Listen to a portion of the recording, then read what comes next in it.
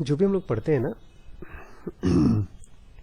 मैं आज जो बोलने चाह रहा हूँ अभी वो ज़रूरी है, क्योंकि हमने चार चार वीडियोस बनाए, उन पर 5 वीडियोस बनाए हैं, जिसमें से कि एक वीडियो हमने अपलोड भी नहीं किया। उसका कौन सी बुक का, ईस्टर्न विजडम वेस्टर्न थॉट।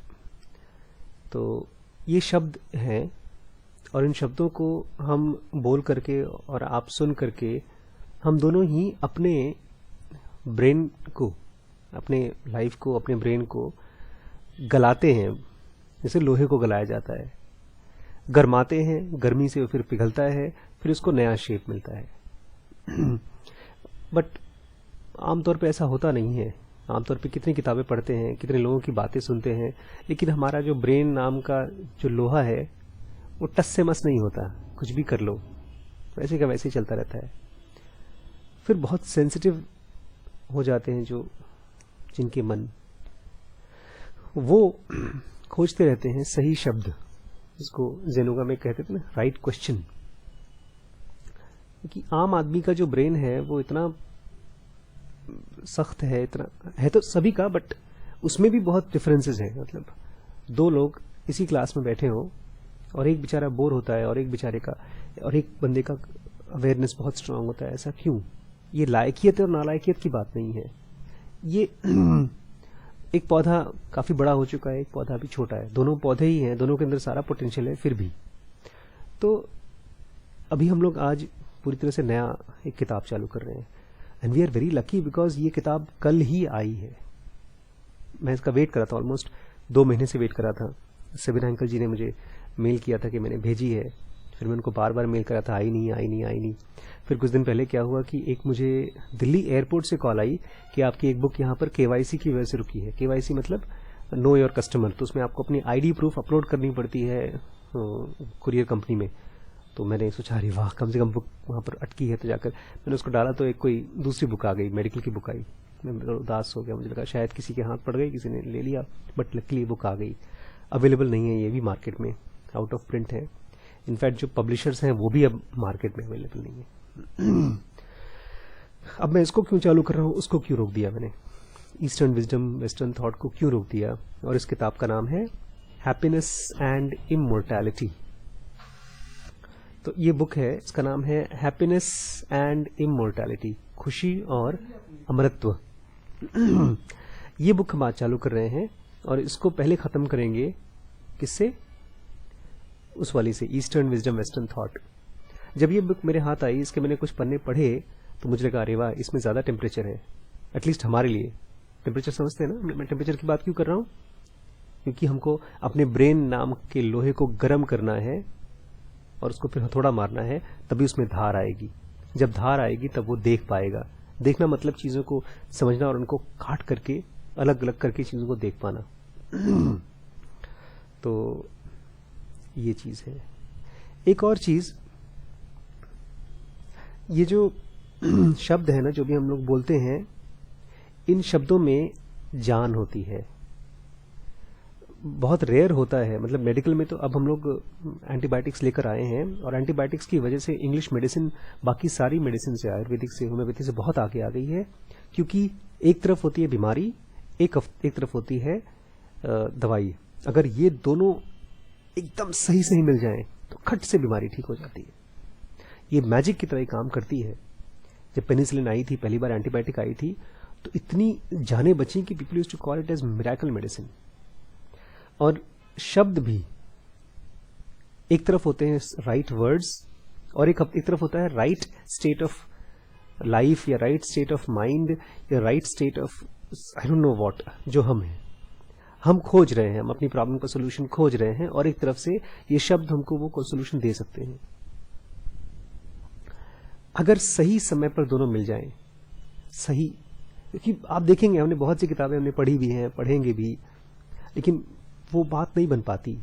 जैसे खाने में होता है ना, जब आप खाना खाते हैं आप बोलते हैं यस बहुत स्वादिष्ट है, वही आलू वही आटा, लेकिन पराठा कभी बहुत स्वादिष्ट होता है और कभी नहीं। तो एक तरफ होता है आपका जीभ, जो स्वाद को, जीभ भी तो हेल्दी होगा तभी तो स्वाद ले पाएगा। बीमार होंगे आप, टाइफाइड हुआ है, मुंह का स्वाद खराब हो जाता है, नहीं खाने का मन नहीं करता, कुछ भी स्वादिष्ट खाना ले आओ। तो एक तरफ आपका माइंड जो रिसीव करने वाला है वो सेंसिटिव है और वो जेन्युइनली खोज रहा है। मैंने आज एक गुरुजी का वीडियो देखा, वो बता रहे थे कि अब किसी को कोई मेहनत करने की जरूरत नहीं है, कोई ध्यान मन करने की जरूरत नहीं है, बस इंटरेस्टेड है कोई आदमी एनलाइटन होने के लिए, मैं तुरंत कर दूंगा उसको एनलाइटन। तो मैं तो एनलाइटन होने को तैयार ही हूँ, फिर मैं वेट कर रहा था, उनका वीडियो खत्म हो गया। अब या तो उनके यहाँ जाऊं, मैं मिलूं उनसे, अपने सर पे हाथ माथ रखवाऊं, वैसे उनको मैं जानता हूँ। तो जो जेन्युइनली चाहता है अपनी प्रॉब्लम का सोल्यूशन, खाली ऊपर ऊपर से नहीं, एक तरफ ये और दूसरी तरफ ये शब्द। और ये भी बहुत खास चीज है कि ये एक ही बार काम करते हैं। मतलब अगर आपने पढ़ा इसको और इसको, जैसे कृष्णमूर्ति बोलते थे ना, मैं आपको डायमंड दे रहा हूं, उस डायमंड को लेकर के अपने पास रखिए। हम लोग क्या करते हैं, डायमंड को लेते हैं, फिर घर के किसी कोने में डाल देते हैं, छुपा देते हैं, उसको यूज नहीं करते। तो हम लोग जो डायमंड, मतलब जो शब्द सुनते हैं, इंपॉर्टेंट शब्द, हमारी लाइफ में बहुत बार ऐसा कुछ कहा गया होगा जिसको हमने सुना और जिसकी वजह से हमको बहुत अच्छा लगा। तो वो जो बहुत अच्छा लगा वो फिर अगले दिन किसी और अनइम्पॉर्टेंट चीज से कवर हो जाता है, हम कुछ और किसी और काम में मसरूफ हो जाते हैं। ज़ेन योगा के साथ मेरे साथ ये हुआ था कि मैंने, अगर वो डायमंड मेरे हाथ में लगी तो आज 13-14 साल से मैंने उसको संभाल के रखा है और फिर काफी लोगों को दिया भी उसको। तो आप देखेंगे इसमें सहर जी बताते भी हैं किस तरह से आपको ये पढ़ना है। आज शायद न पहुंच पाए वहां पे, बट कल बोलते हैं वो, कल शायद वहां तक पहुंच जाए, किस तरह से इस बुक को या ज़ेन योगा को या उनकी किसी भी किताब को, या उन्हीं की नहीं, किसी भी स्पिरिचुअल बुक को या किसी भी बुक को, अगर आप जेन्युइनली उसमें से अपने आप को बदलना चाहते हैं तो कैसे पढ़ें। आज एक बंदे के बारे में हम पढ़ेंगे, बिकॉज ये बुक सहर जी ने लिखा है उस बंदे की बुक को पढ़ के, और उस बंदे ने वो किताब लिखी थी किसी और की किताब को पढ़ के। दिस बुक कंटेन्स, इंट्रोडक्शन पढ़ रहा हूं मैं, this book contains the essence of all works of George Grimm. George Grimm नाम के जब लोगों को मैंने खोजा तो एक तो पेंटर है और एक दूसरा ये बंदा है, दाढ़ी है, ग्रिम में लास्ट में डबल एम है।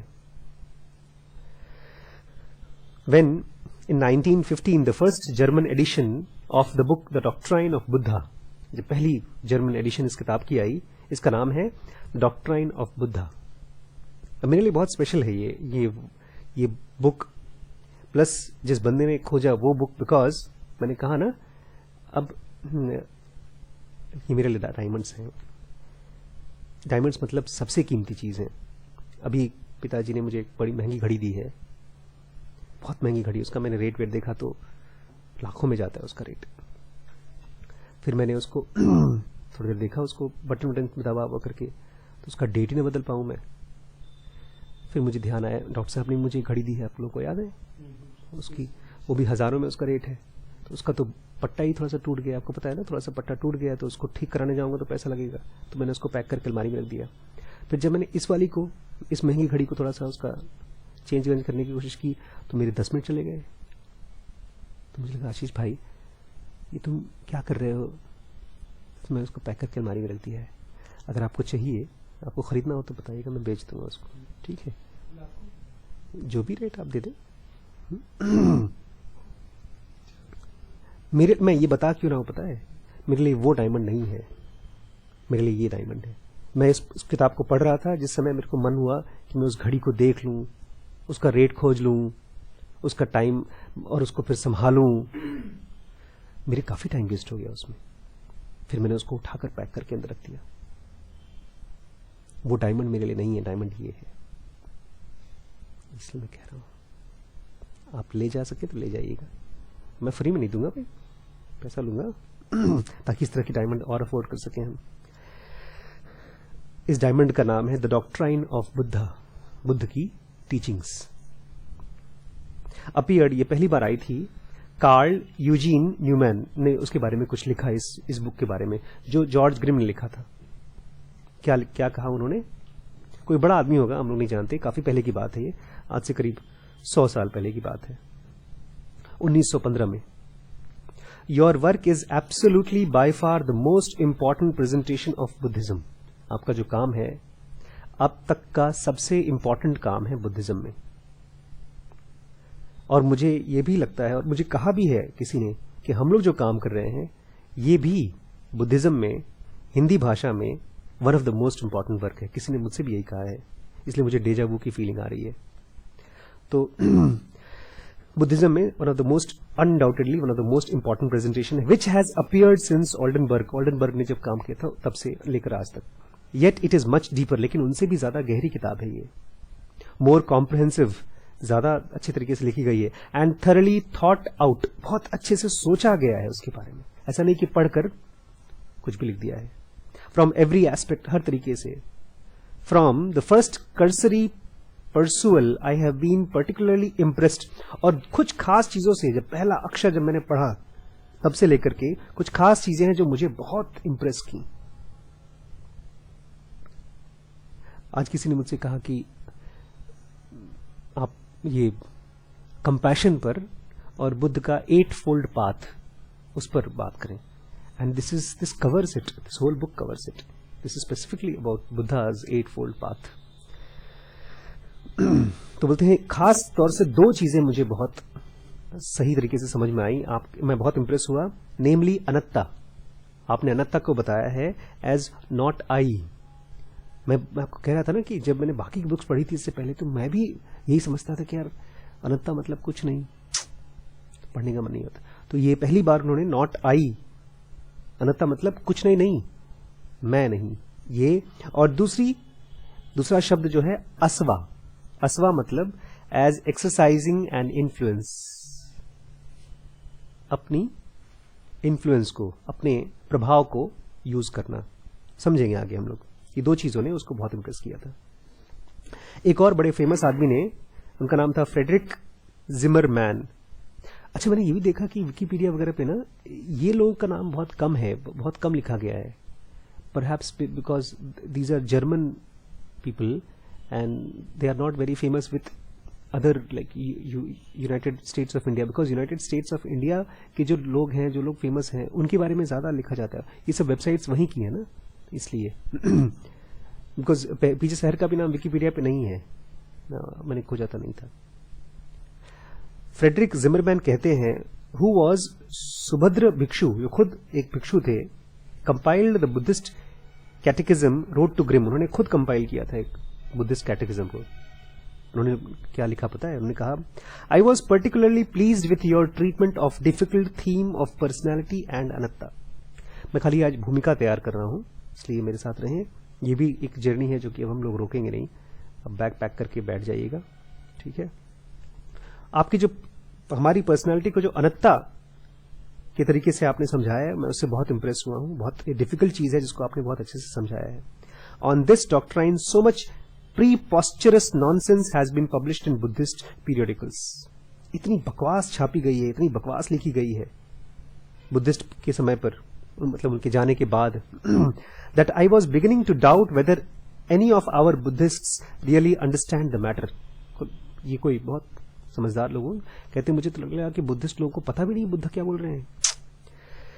It seemed as though everyone wanted to show off his profundity of thought. ऐसा लगता था उनकी किताबों को पढ़ के, आम आदमी के, जो बुद्धिस्ट के ऊपर आम लिखा है, कि अपनी जानकारी शो ऑफ करना चाहते हैं, in order to plunge the reader into confusion and misunderstanding.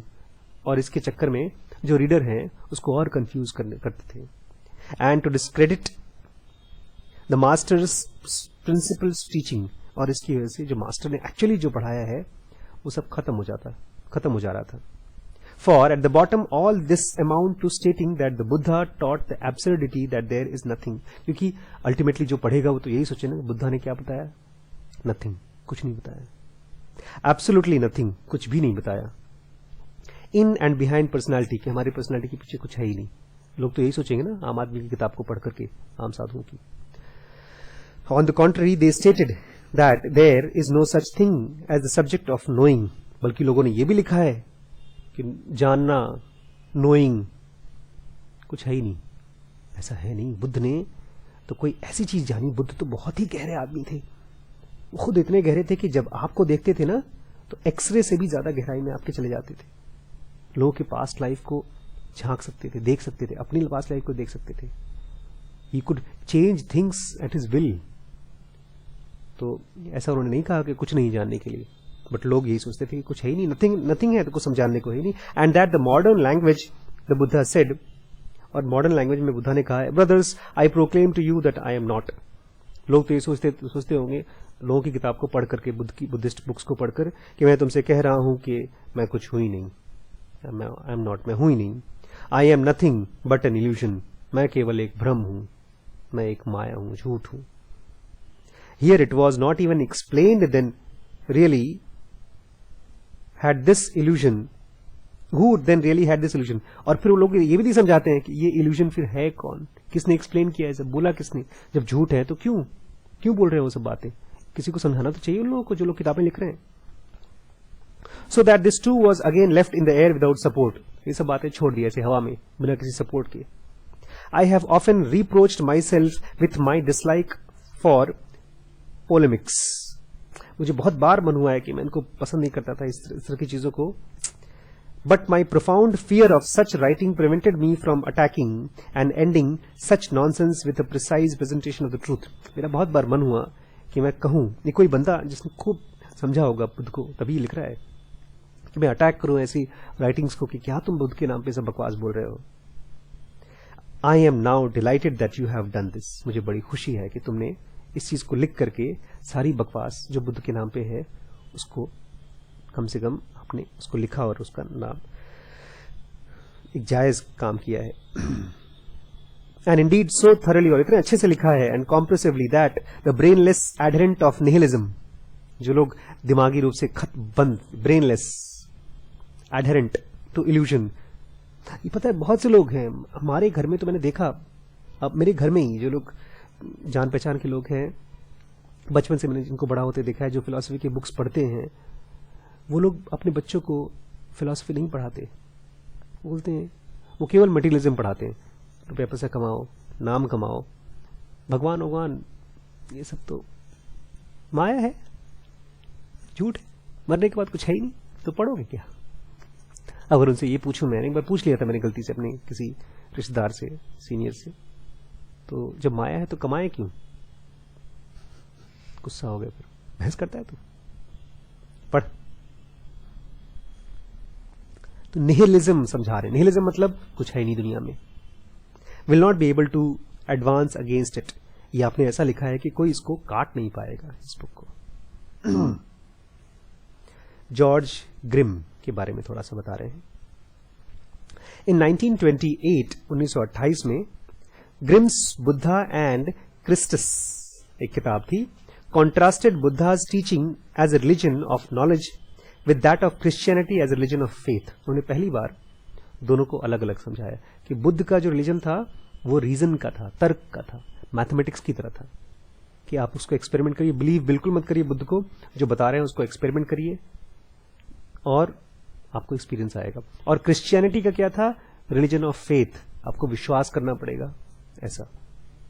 With the help of Grimm's unpublished notes and records, जो उन्होंने लिखा है पब्लिश नहीं हुआ, this work is brought out in its present form with the cooperation of his daughter, उनकी बेटी Mrs Maya Keller Grimm and Max Hoppe, नाम की जरूरत नहीं. The collected works of his illustration interpreters of Buddhist thought were taken into account. लोगों ने उसको बहुत तवज्जो दी. It is the first complete presentation in English of Grimes investigation. ये पहली किताब थी जो उनकी इंग्लिश में छपी थी, ज्यादातर सब हिंदी में छपी थी. अभी तो हम ग्रिम की भी किताब नहीं पढ़ने वाले हैं, हम जॉर्ज ग्रिम के ऊपर जो शहर ने लिखा है वो पढ़ने वाले हैं. आखिर ये लोग क्यों हम लोगों को, हमने बहुत सी और भी बुक्स पढ़ी होंगी, देखी भी होंगी, ये शब्दों में नहीं है, ये एक्सपीरियंस में है. जब कोई एक्सपीरियंस करता है तो सही शब्द, सही किताबें ले आता है अपने पास. Sarvepalli Radhakrishnan, the well known Indian philosopher. नाम जानते हैं सर्वपल्ली राधा कौन है? और कुछ खास आपको हर साल उनको याद कराया जाता है किसी खास दिन, टीचर्स डे के दिन. हाँ. उन्होंने लिखा है मिस्टिसिज्म मतलब चमत्कारी. मिस्टिसिज्म जो हम लोग spiritualism, which lays stress on personal experience of God through direct contact with creative spirit, is what Berscon calls the open religion. Mysticism वो जो कि इस बात पर जोर दे कि हर बंदे को अपना खुद का एक्सपीरियंस होना चाहिए गॉड का, इसको उन्होंने ओपन रिलीजन के नाम से दिया है, कहा कि वो ओपन रिलीजन है. द क्लोज रिलीजन, हमारे जो आमतौर पे जो रिलीजन है ना, हिंदू मुस्लिम वगैरह जो भी है, ये क्लोज रिलीजन है. Are the credulous ritualistic ones, पूजा पाठ कराते हैं ये लोग, ones which give a sense of security to frightened children. छोटे बच्चों को, जो डरने वाले बच्चे हैं, उनको एक सेंस ऑफ सिक्योरिटी दे देता है. हाँ हाँ, ये गणेश जी तुम्हारे गले में लौटक बंधा हुआ है, इससे कुछ होगा नहीं. बूढ़े हो जाते हैं तब भी लोग पूजा पाठ करते रहते हैं, अपने जप वप करते रहते हैं. दंगल पिक्चर देखिए आपने, उसको पहलवान को, आमिर खान जो पहलवान थे वो दंगल करते थे, तो वो बेचारे नेशनल चैंपियन नहीं बन, नेशनल चैंपियन थे वो, इंटरनेशनल चैंपियन नहीं बन पाए. तो उन्होंने डिसाइड किया कि मेरा लड़का बनेगा इंटरनेशनल चैंपियन, तो उनको बेटा पैदा करना था. तो जितने भी गांव के लोग थे सब ने उनको सलाह दी कि ऐसे मंत्र पढ़ो, ये दवाई खाओ, ये करो, वो करो, तब तुम्हें लड़का होगा. लड़का नहीं हुआ बेचारे को. तो जिन लोगों ने उनको जो सलाह दी थी ना, वो सब कहते हैं ठीक से नहीं पढ़ा होगा मंत्र, उल्टा मंत्र पढ़ लिया होगा तुमने, तुम्हारे अंदर कमी है, मंत्र में कमी नहीं है. यही है नकली religion. Only an open religion which requires us to enter the spiritual stream. अब चाहे पता नहीं आप लोगों को पता है कि नहीं पता है, आप जाने अनजाने आप घुस रहे हैं एक स्ट्रीम में, एक धारा में, एक स्पिरिचुअल स्ट्रीम में. आप जब आज से 10 साल बाद कहीं जाएंगे ना, तो मुझे लगता है कि ये जो आप ये टाइम रात का 1 घंटे का स्पेंड करते हैं, क्योंकि बहुत से बच्चे हैं, आप कल ही था आपका वो फेयरवेल पार्टी, तो जो भी बच्चे 12th पास हो रहे हैं, उनकी लाइफ किस डायरेक्शन में जाएगी, कौन सी चीज है जो उनको कंपस की तरह काम करेगा. I think in your 2 people's life this is going to be one of very good compass that we will have. आप स्पिरिचुअल स्ट्रीम में घुस रहे हैं, एक ऐसी धारा में जो स्पिरिचुअल है, जो कि हमको चाहती है. ओपन रिलीजन वो है जिसमें हम स्पिरिचुअल स्ट्रीम में घुसते हैं, where mind can remain fresh, जो दिमाग फ्रेश होता है, and restore itself, can save humanity. दिमाग ऐसा नहीं डल हो जाता है कि पूजा पाठ करके सो रहे हैं या रूढ़िवादी बातों पर उसी बातों को बक बक कर रहे हैं. आप देखिए जो लोग पूजा पाठ भी करते हैं, यहां तक कि शास्त्र भी पढ़ते हैं. हमारे यहाँ मुझे कोई बता रहा था परसों नरसों, बहुत अच्छी किताब लिखी है किसी, मैं नाम भी नहीं, ग्रंथ का भी नाम नहीं लूंगा, वो बेचारे उसको पढ़ते हैं रेगुलरली, इंडियन गॉड के ऊपर है, और उससे वो सोसाइटी में रेवोल्यूशन लाना चाहते हैं. कहते हैं कि यार इसको जो पढ़ ले उसकी लाइफ बदल जाएगी, लेकिन वो खुद बेचारे बड़े परेशान रहते हैं. खुद उनके बच्चे उनसे बहुत परेशान रहते हैं, वो बच्चों से परेशान रहते हैं, उनकी लाइफ बहुत मिजरेबल है. लेकिन जो आदमी रियल स्पिरिचुअलिज्म में होता है, उसका माइंड रिफ्रेश होता है, रिस्टोर्ड होता है, और वो इंसानियत को भी बचा सकता है. Which is half crushed by the weight of its own progress. जो इंसानियत अपने आप इतनी प्रोग्रेस कर चुके हैं ना, उस प्रोग्रेस से ही हम दबे मरे पड़े हैं. आज से 20 साल पहले किसी भी चीज पर फोकस करना आसान था, क्योंकि टीवी नहीं था. 20-25 साल पहले टीवी नहीं था, पता है आपको? पहली बार मैंने टीवी देखा था अपने सामने, पहली बार टीवी देखा था मैंने.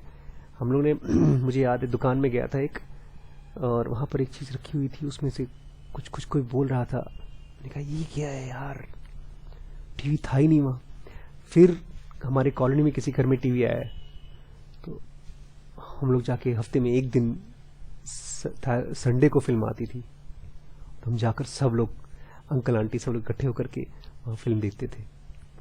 फिर जब पहली बार हमारे यहाँ टीवी आया, तो हम लोग इंतजार करते थे. शाम को 6 बजे टीवी चालू होती थी, मतलब 6 बजे कुछ आना चालू होता था प्रोग्राम, उसके पहले कुछ आता भी नहीं था. तो हम लोग 5:30 बजे बैठ जाते थे चालू करके. उस समय उसमें स्नोइंग आती थी. आजकल तो स्नोइंग आती नहीं टीवी में. स्नोइंग मतलब करके, उसमें जब कुछ नहीं आता ना, सारे केबल हटा दीजिए, टीवी ऑन करिए, तो उसमें कर लाइट, हाँ वही आता था. उसको देखते थे, यार कितना सुंदर लग रहा है टीवी. फिर दूरदर्शन का उसमें टिंग टिंग टिंग टिंग, वो जब आता था तो उसको हम इतनी पेशेंटली देखते थे, इम्पेशंस भी नहीं होता था। अब तो एड भी देखने में इम्पेशंस होता है, यार हटाओ इसको। But we were so peaceful, we were not distracted. अब डिस्ट्रैक्शन हो गया इतना ज्यादा, तो हमारी प्रोग्रेस ही ने हमको और दबाती जा रही है। ये प्रोग्रेस नहीं है actually, material progress is not actually progress. George Grimm wrote his book in that inner frame of mind. उन्होंने बाहर से शब्दों को इकट्ठा करके नहीं लिखा है, एक अंदर के फ्रेम में लिखा। शायद ये वही फ्रेम है जिसमें हम लोग अपने आप को समझने की कोशिश करें। Which had been given to him through a practical realisation of the doctrine, जिसमें उन्होंने डॉक्ट्राइन को खुद लाइफ में प्रैक्टिकली यूज किया होगा और एहसास किया होगा उसको। The last 12 years of his life, जो उनके आखिरी के 12 साल थे, were spent in a rural peace of Ammersee. Ammersee एक जगह है जर्मनी में कहीं पर, उसके गांव में रहे वो। वो कौन थे अभी आपको मैं बताऊंगा तो आपको बड़ा मजा आएगा। And round him there gathered number of disciples and devotees. उनके आसपास खूब डिसाइपल और डिवोटीज इकट्ठे हो गए उनके। His works became a guide for large community of reader. बहुत से लोग उनसे गाइडेंस लेके जाते थे। What Friedrich Heller said of him in 1922 remains true throughout his life. 1922 में उनके बारे में किसी ने कुछ कहा, क्या कहा? What distinguishes Grimm from other fine and scholarly interpreters of Buddhist doctrine of salvation is the compelling force and complete devotion with which he interprets almost psycho-cybernetically the religious truth of Buddha's wisdom and deliverance. जो बाकी किताबें हैं वो बुद्धा के ऊपर, और जो इनकी किताब लिखी गई है वो, इन दोनों में डिफरेंस ये है कि इनकी बुक में एक वो फोर्स है जिससे आपके अंदर में चेंज आता है, और बाकी में पढ़ते हैं लेकिन सुन लेते हैं, ठीक है अच्छे से जीना चाहिए, फिर भी आपको अच्छे से जीने का मन नहीं करता। द इंडियन पीरियोडिकल धर्मा चक्र हैज दिस टू से ऑफ हिज वर्क। इंडिया में कोई अखबार वगैरह थे, उसने इनके काम के बारे में क्या लिखा। By virtue of a sincerely spiritual attitude, उन्होंने अपने आपको एक स्पिरिचुअल एटीट्यूड से लिखा। ऐसा नहीं कि खाली स्कॉलर के तरीके से लिखा। स्कॉलर कौन होता है? पीएचडी करता है। मैंने भी थीसिस लिखी है अपनी मेडिकल। आपने वो देखा है ना, वो सुगत मित्र का लेक्चर टेड पे, उसने बताया था ना पीएचडी कैसे करते हैं लोग, थीसिस कैसे लिखते हैं, चोरी करके, यहां से थोड़ा सा उठा लिया, वहां से उठा लिया। ज्यादातर लोग ऐसे ही करते हैं क्योंकि सर्टिफिकेट चाहिए आपको। जैसे आप होमवर्क करते हैं ऐसे ही आमतौर पे। आपको लगता है मैं होमवर्क करता हूं? इसमें मैं करता हूं होमवर्क, लेकिन मेरा होमवर्क है। आपका तो नहीं, मैं ये भी नहीं कहूंगा चीटिंग है। अब देखिए आप जो है उस ड्रगिस्ट की तरह है। ड्रगिस्ट जानते हैं जो ड्रग्स के सहारे चलता है, उसको चाहिए थोड़ी सी सिगरेट, थोड़ी सी चाहिए, बिना उसके काम नहीं चलता। तो आपको भी किसी तरह से होमवर्क खत्म करना है, नहीं तो उसके बिना मार पड़ेगी। तो अपने आपको बचाने के लिए दवाई खाते रहते हैं आप लोग बेचारे। जॉय भी नहीं है। और मैं तो अपने ये मेरी वो है थोड़ा सा गाजर का हलवा जो बचा के रखा था, उसको थोड़ा सा खाते हैं, उससे बहुत अच्छा लगता है। ये भी होमवर्क है, वो भी होमवर्क है। इस स्पिरिचुअल एटीट्यूड से which he had gained through a practical realisation of the doctrine, his critical mind was able to probe the great mass of facts and statements and to separate the essential from the inessential. उन्होंने बुद्ध की books को, उसमें जो जरूरी है उसको, जो गैर जरूरी है उससे अलग किया अपने स्पिरिचुअल एटीट्यूड से। With the मियर play of logic, और केवल शब्दों से और तर्क से, arguments and processes of reasoning, वाद विवाद से, the author could never have created what in fact he did create. केवल शब्दों से और बहस करके, मन में तर्क वर्क ला करके केवल वो नहीं बनता जो उन्होंने बनाया। इसके पीछे काम है। इसलिए हम लोग कहते हैं ना अक्सर कि ये जो ज़ेन योगा है या बुक ये है, अगर ये खाली पढ़ लेते हैं हम और चले जाते हैं तो हमारी लाइफ में चेंज नहीं आने वाला है इसका। और ये भी नहीं कि जबरदस्ती आपको अच्छा बनना है, इसको समझना है, बहुत गहरे से समझना है। और जब समझ में आ जाता है फिर तो एफर्ट लगता ही नहीं है आपको प्रैक्टिस करने में। और प्रैक्टिस करते हैं तब जाके लाइफ में कुछ बदलाव आता है। और बदलाव मतलब कोई इमेजिनरी बदलाव नहीं कि अच्छा बनना है।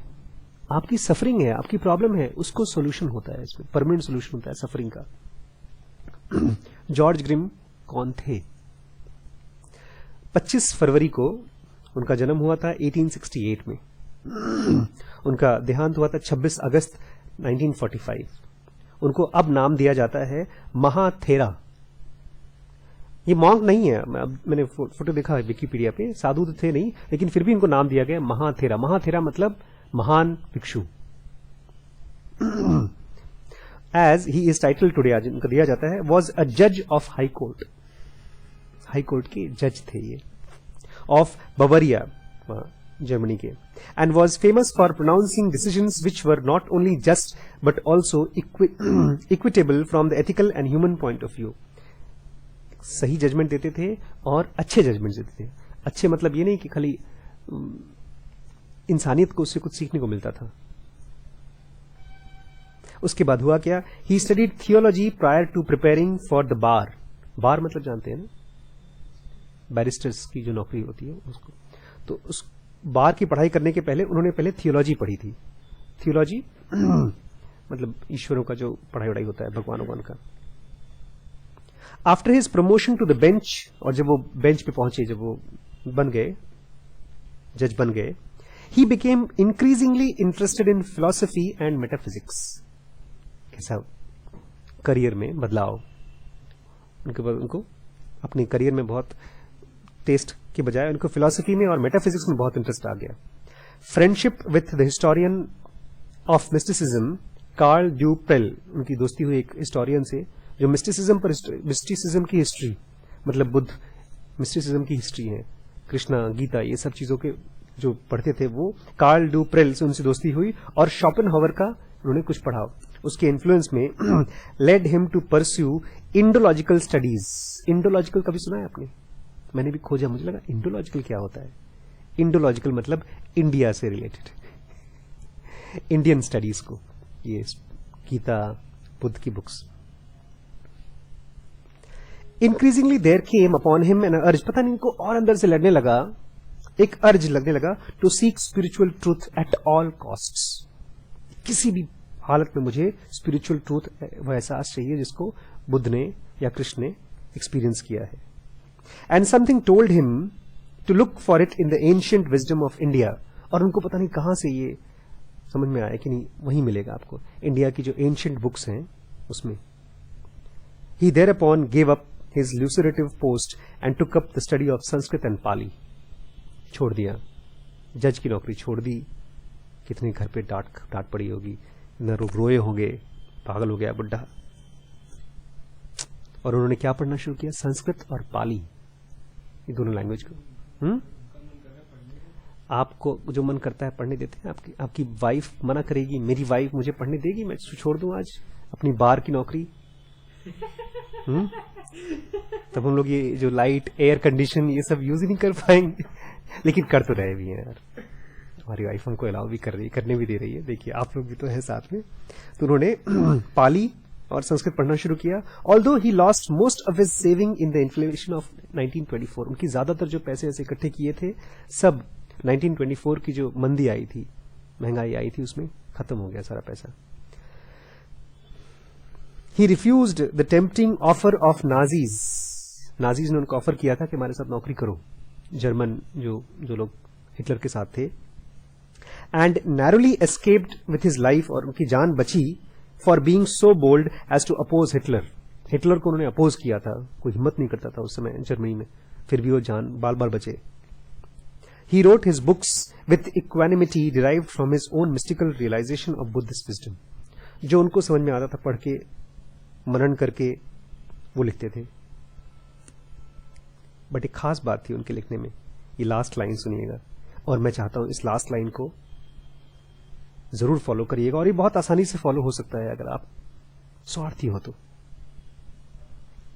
ही वॉज राइटिंग देम, कह रहे हैं अपनी किताबों को जो लिखते थे, एज ही ऑफन सेड, जैसा वो अक्सर कहते थे, फॉर हिमसेल्फ, खुद के लिए लिखते थे, फेमस होने के लिए नहीं, पैसा कमाने के लिए नहीं, खुद के लिए लिखते थे। हम लोग शायद खुद के लिए वीडियोस बना रहे हैं। Grimm studied the Buddha and his teaching with extreme thoroughness and was appalled by the spiritual view of Buddhist thought in Europe at that time. उन्होंने बहुत बारीकी से पढ़ा, People regarded it as a kind of oriental pessimism caused by malnutrition. और वो बेचारे appalled होते थे. Appalled मतलब जो भी बुद्धिज्म के नाम पे उस समय चल रहा था, उनको बड़ी ग्लानि होती थी, बहुत दुख होता था इस बात से कि क्या चल रहा है. लोग क्या बोलते थे पता है? People regarded it as oriental pessimism caused by malnutrition. कुछ है नहीं, गरीबी है. ओरिएंटल मतलब इंडिया, एशिया, इन सब कंट्रीज में. तो इन्होंने, गरीब लोगों ने क्या बनाया फिलॉसफी? कुछ है ही नहीं दुनिया में, कुछ है ही नहीं. पेसिमिज्म. पेसिमिज्म मतलब ऑपोजिट ऑफ ऑप्टिमिज्म. ऑप्टिमिज्म सब कुछ पॉसिबल है, हो सकता है. पेसिमिज्म मतलब दुनिया में कुछ नहीं हो सकता है. और कहां से आया है? माल न्यूट्रिशन से, गरीबी से. कुछ खाने पीने को भी नहीं था इनके पास. Nirvana was represented as atheistic invention to abolish a self that never was. और जो निर्वाणा वर्ड बुद्ध ने इतना खास खोजा था वर्ड, जिसमें कि आप अपने आप से ऊपर उठ जाते हैं, बियॉन्ड हो जाते हैं, आपको डेथ कभी छू नहीं सकती. लोगों ने क्या समझना शुरू कर दिया कि जैसे कि सुसाइड करने का एक तरीका है. Atheistic invention to abolish the self that never was. जो सेल्फ था ही नहीं उसको खत्म कर दिया इसी तरीके से.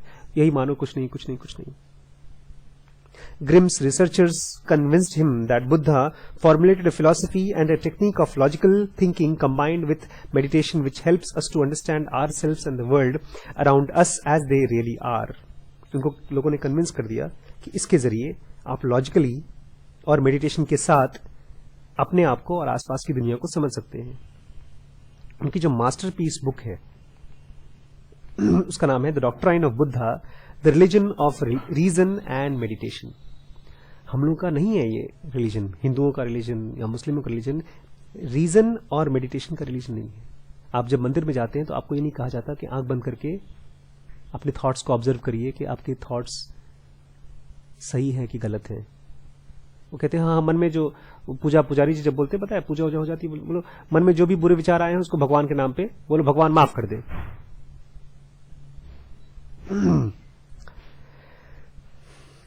He took great pains to prove that Buddha's teaching were not at variance with the main tenets of Indian philosophy. उन्होंने बड़ी मेहनत की बताने के लिए कि जो इंडियन फिलॉसफी है, गीता का बड़ा खास रोल है इंडियन फिलॉसफी में. बहुत लोगों ने टिप्पणी की है, नागार्जुन ने, और आपके जो हम लोग उस दिन पढ़ रहे थे ना, शंकराचार्य ने, उधर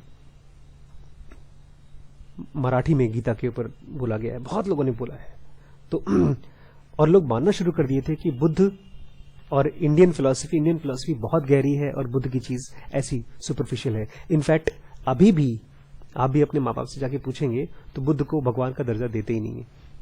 उनको लगता है ऐसे बुद्ध, वो तो देखा नहीं, वो सब SC ST लोगों के भगवान है, हमारे तो बहुत खास है, सोना चांदी पहनते हैं, इनके भगवान तो भिखारी.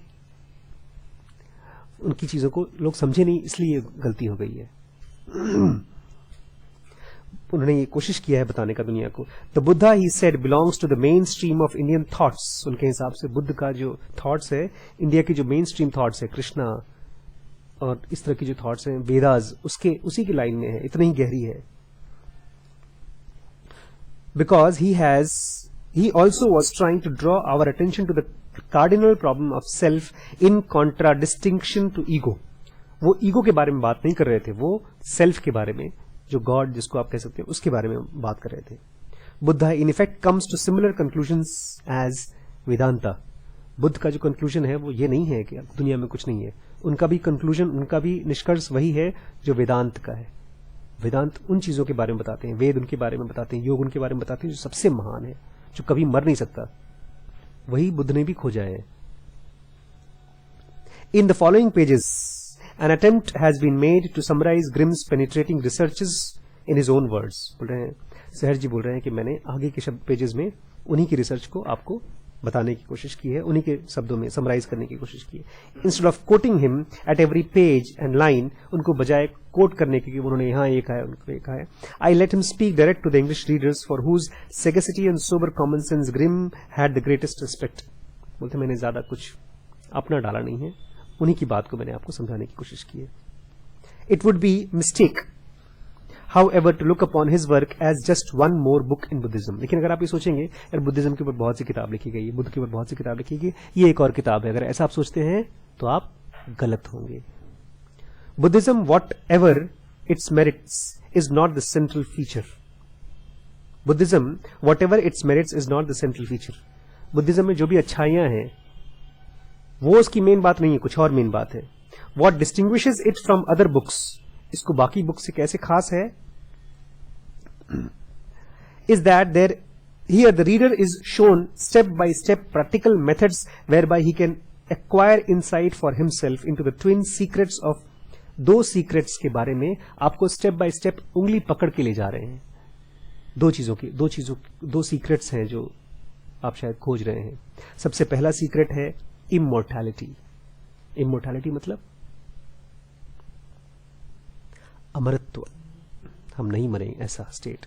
और दूसरा सीक्रेट हैप्पीनेस, क्या पॉसिबल है हैप्पी हो पाना हमेशा हमेशा। When you have finished it, और सहर कह रहे हैं जब आप इस किताब को पढ़ चुके रहेंगे तब,